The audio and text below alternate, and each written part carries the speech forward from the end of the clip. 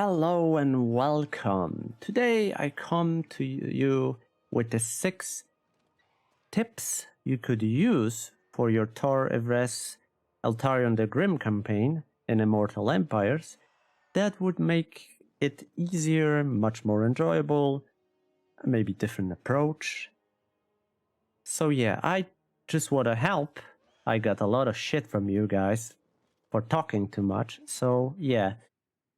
Let's go. Enjoy.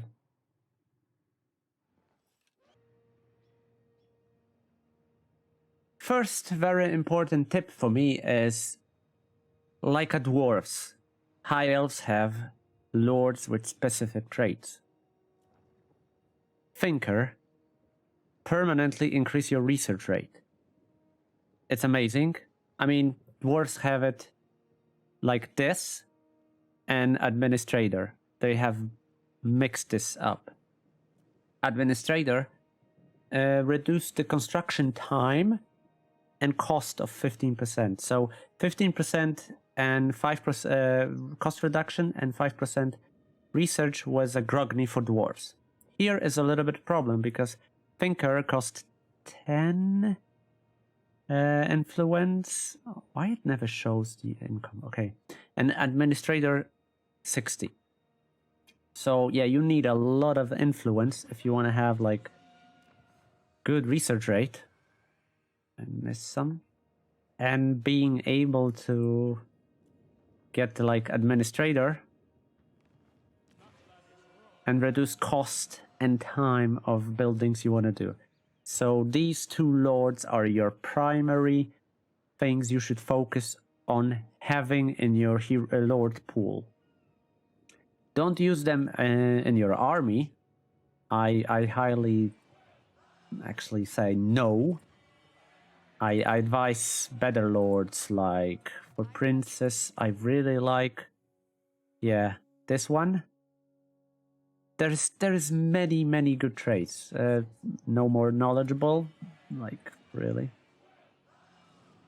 But definitely go for Thinker, go for Administrator if you wanna like improve your research and reduce the cost of buildings and time. Time matters quite a lot often.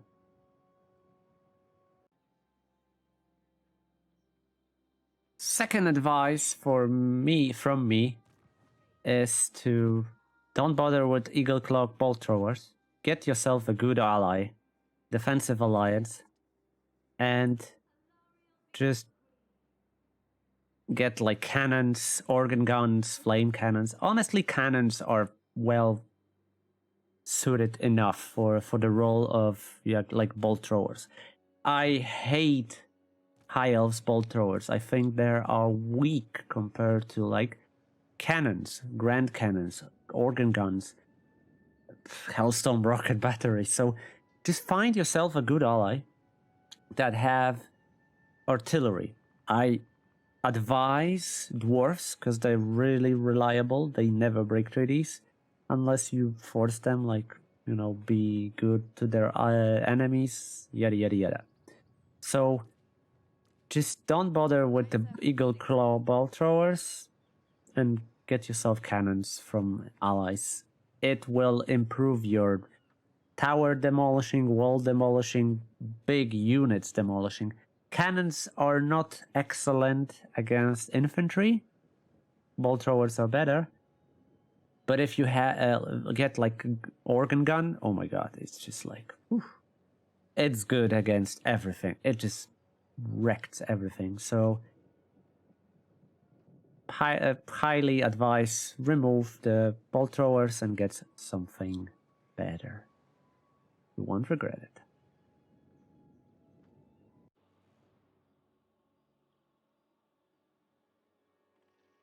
When you start Altarian campaign, you start in both like 2 places, in Tor Evres and in Badlands.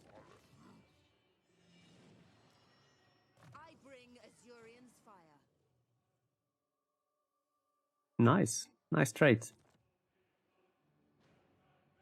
And it goes like this until you capture your first province.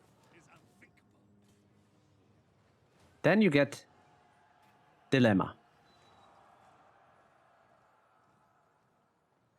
What should you do? You can get 25,000. It's the same mechanic as Malice Darkblade had it in Warhammer 2. You get 25,000 and growth for all provinces. Only 5 turns. It's not a lot, but whatever. And yeah, you lose everything there in Torivres. You don't bother with it anymore, right? You can also have keep Ivres, control +5 and influence 120.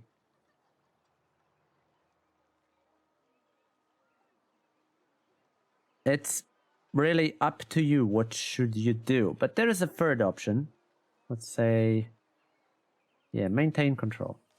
There is a third option where you just disband Altarian, like with anything. Get the cheapest one. And you set sail. I mean, you need to get Cavill here, and you focus primarily on Ulthuan. However, this way won't give you like victory conditions, because yeah, you need to get these guys in order to get the victory condition. But if you're not into it, really, it's sandbox experience. You can do whatever the hell you want. So, if you want to focus on Ulthuan, yeah, you can do it. What I suggest, it's mainly of your skill level. If you want to have difficult, challenging, and fun campaign, you should retain Torivres and keep Eltharion in Badlands. The duo campaign, like 2 places campaign, is harder than you think. It's not like impossible, it's just hard. Because you need to have at the start like 2 armies-ish to deal with threats on both your in both your places. Second hard is selling Torivres. So you primarily focus on Badlands. Badlands is a crap position. There is the map here, especially like the swamps. Oh, I hate the Morkheim and other settlements here, because you lose so much time and movement in order to get to any settlement. I like to be here as a dwarf because I just use underway stance, but as a high elf, well, it's crap. So this makes your challenge, it's still challenging because yeah, Badlands are not Ulthuan. Ulthuan is like it's really unicorn compared to Badlands, where this Badlands is like a donkey with a diarrhea. And if you're quite new to High Elves, but you like the mechanic of Torivres and Eltharion, then you should do what I did. Disband Eltharion, swim Cavill, and just don't even bother with the Badlands. Campaign will eventually happen, like the enemies will die, and you can focus here on clearing enemies and just doing like everything you need. So it's up to you, but if you're looking for a challenge, do a campaign. If you're like mediocre challenge, keep like sell Torivres. And if you're like new guy who wants to play new guy, I'm sorry if you're new girl as well. But if you're a new player and you want to try High Elves, swim back to Torivres, secure it, and learn how to play here. However, you can also try Tyrion, because Tyrion is basically the same, but Torivres I found much more interesting as a fraction, as a mechanic. So yeah, up to you. I told you my ideas about the options. Another tip is actually hard to show, but when I fought Nakari, when I fought Be'lakor, Skarbrand, I captured them and permanently interrogate. I never released them, which made their fractions weaker, because they never return. Like Nakari, for instance. Nakari is such a pain when you let him, do his stuff. But if you capture him, he never ever shows up in a battle. You get like experience if you research this prison. You get experience each turn, but for each lord, I think there is like 200 per turn. So passively you boost some experience. It doesn't really matter. You give abilities. I don't have them anymore. You give the abilities to Wave Watchers, which you have a lot of Wave Watchers in Eltharion campaign. You give them abilities, and they're just great. And Wave Watchers are amazing, and boosting them with the abilities is even better. But it's not about them. It's about your enemy being weaker, exposed to being like demolished. And yeah, you might lose some supplies here and there or experience, but you will gain it eventually. And not having like a big threat for you, it makes so much difference for the campaign. It makes campaign super easy if you permanently have enemy lord from certain fraction in your prison. You can release it before you demolish it or something like that. So I did that with Morathi, I did with Be'lakor, Nakari, Skarbrand. Any big threat, I always capture them and just interrogate them forever.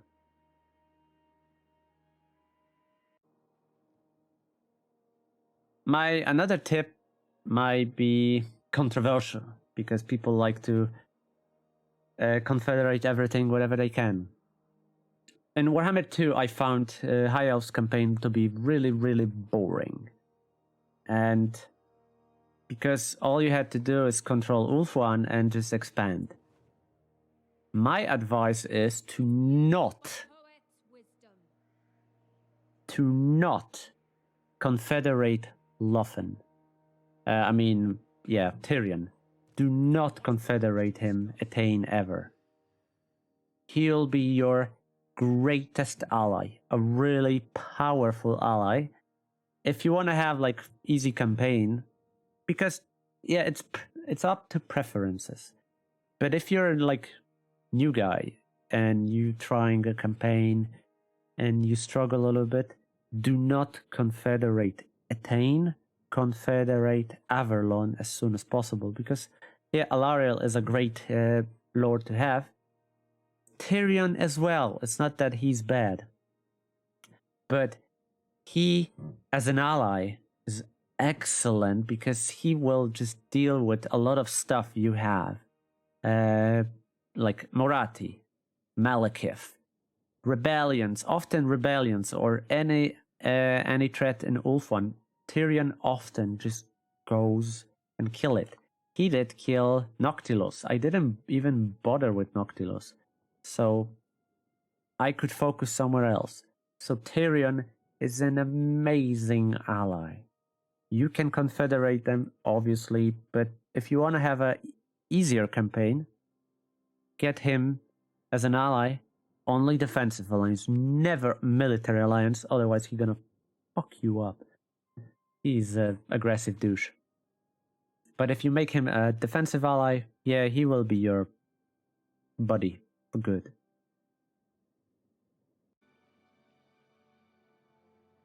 And my final advice is for High Elf army composition to have a heroes in your army.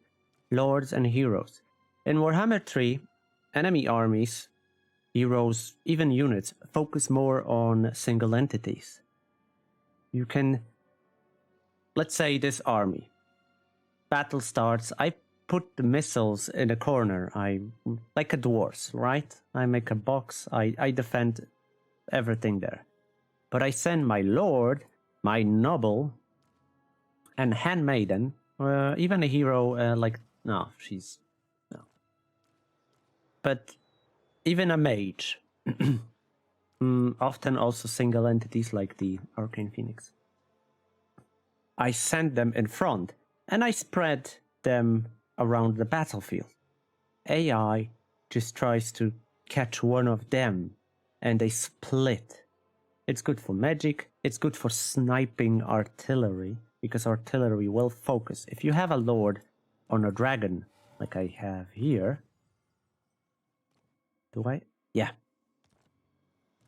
If you have a lord on your dragon, then AI will focus.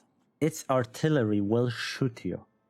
So you can like circle around, burn ammo, or just, you know, make a circle, fly around, like dodge the all units like in a circle, and hit the artillery from the back. Together with like item that increase. Not sure if it's only for... Oh, there it is. This item is such a good to have a hero in front of your army. So heroes or lords with this item will be amazing targets for AI, while your units remain safe and 50% physical resistance. It's amazing. So recruit heroes, put them into your army, make use of your flyers to get like important targets, artillery, rattling guns, for instance, Giselles, any other like difficult units that would hurt you a lot. Even enemy lords that have a magic, or enemy heroes with magic, will follow you more or less. If you make them like attract to you, then you can get them before they reach your army and do a lot of damage with the magic. So yeah, make sure you have enough heroes and lords on the flyers to distract enemy and just like do stuff that works with them. You won't regret it. You won't have to like struggle with army. You can have even like a crap army. Look, I'm using archers, basic archers and spearmen, right? And they are doing fine on turn 75 because I'm using heroes well enough. And Lord, when the units come, they usually come with like 2-3 units. They're spread one by one. They come. Sometimes they don't even come because yeah, I can do a lot. So use this tactic. It will make your campaign easy.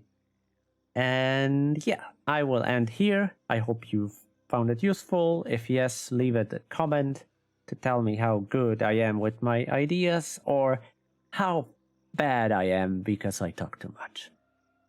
Thank you for watching. Till the next time, take care and bye-bye.